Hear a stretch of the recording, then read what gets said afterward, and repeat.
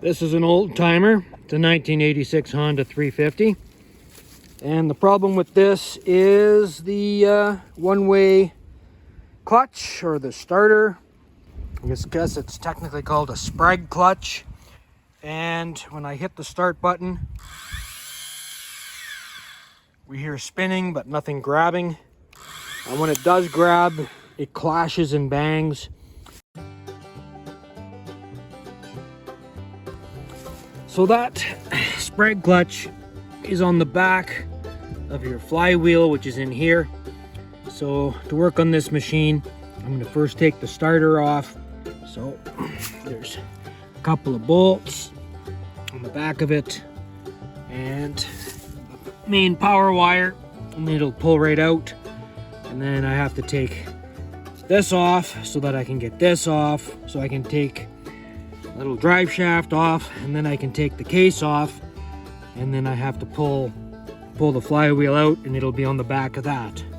So it should be fun, because this thing's pretty old, and it's so rusty that when I blew up the tire and I set the compressor on the rack, a whole piece of steel came off the back of the same shape. So yeah, it's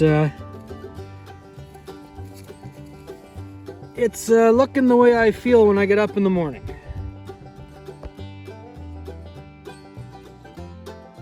All right, so the starter is loose, backed out a little bit. Got the foot shift off, which was pretty tough to do. So now I'm going to take this cover off to get access to the little drive shaft that's in there. So I got that little clip out, deformed it, so I'm going to have to put something else on, but I have a kit with all sorts of clips, and I've been using this little hammer and tapping this forward, and you can see it's how far it's come out so far. It's going to take a little while, I think. It's pretty it's been on there probably since it was made, so a little bit everything's a little bit tough to work with. All right, well, as soon as I popped that out, it started leaking oil, so I flipped the machine over on its side. Now I'm going to just continue taking this apart, and I'm hoping that this just pulls out. We'll find out in a moment. So this shaft comes off with this piece here, so I have to loosen off the boot, slide it back, take these two bolts out, and this whole thing should pull out. All right, this is a yoke in here, so it's a little bit tricky to get it to separate, but I managed to get it to pull out.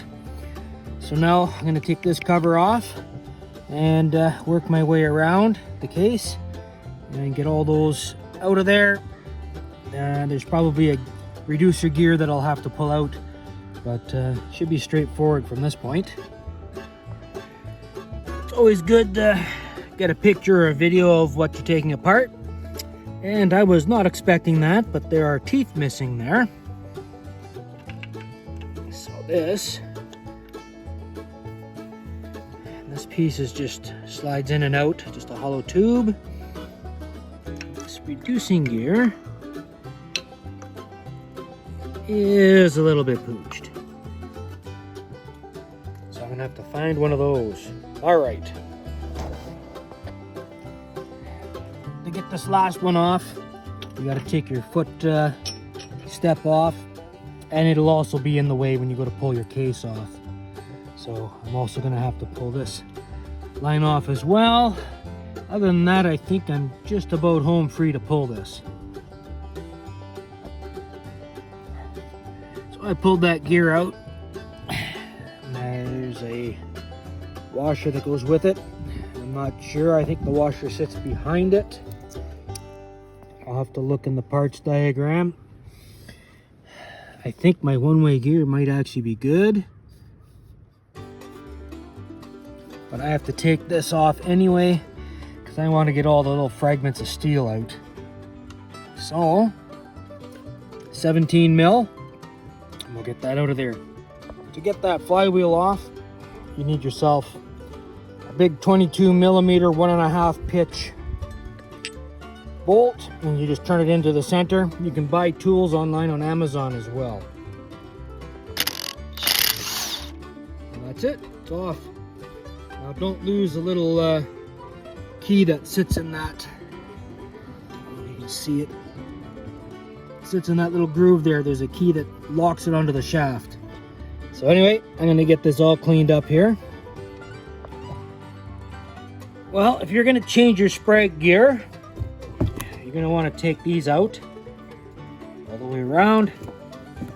And there it is right there. Now, you can see the little bearings, and how they work is they turn one way on the shaft. When you roll them the other way, they spring out. They spring out and because they're oval shaped, and they grab onto the shaft. So this will free spin in the direction when the motor's running, but when the motor is trying to start, they lock onto the shaft. I was thinking about it. There's no sense in putting this back together without changing that one-way bearing. So I use the impact and I spun these out. They come out easy if you do it that way. You don't want to strip the insides of these.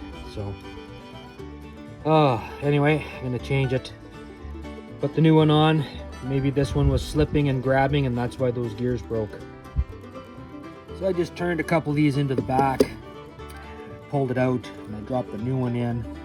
So now I just have to line it up and then tighten it from the other side and put it all back together.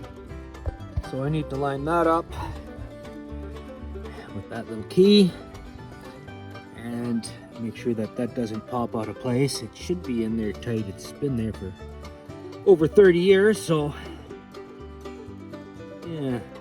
So I'll get this back on here and put the bolt back in. All right, well, I got that back in there. The washer sits on top of the gear, and then the shaft on top of that with the little clip. You might want to consider putting this in before you put this on, because you might drop it, might fall in. I got it in there carefully. But next is to put this case on, and all I'm going to do is I'm going to get some ultra copper and just, you know, like a form of gasket, and put that on there. It's all that was on here before. If I had known that, probably would have bought a gasket. Well, I got it all in place again, and you got to put this gear on before you put this one in. I'm going to put the cover on, and then I'm going to hook the starter back up, and I can't forget to do that. I got to get this closed up because it's going to try and snow. The beauty of spring.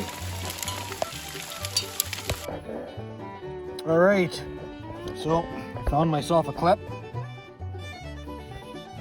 So I'm gonna have to slide this off, put this on, put this back on, put this back on, and then slide it into the yoke, and then slide this piece back onto there, put the clip on to lock it in place. This end's pretty tricky to get in. You fight with this boot, but if you can get it in and down, tuck it in, past the case, and into the boot, then you have a little bit more room to move it around, and you can tuck it into the yoke. So I got this end in. So now with this end, I'm just gonna have to slide that on, get it to line up. I might have to wiggle the back tires to get that to move, and then slide this up, and then lock it in place. There it is, all put together. Starter in place and hooked up. Carburetor back in place. And as soon as I get my boosting battery charged up, I'm going to spin it over just to prove that it actually works. All right. There we go. It's cranking over.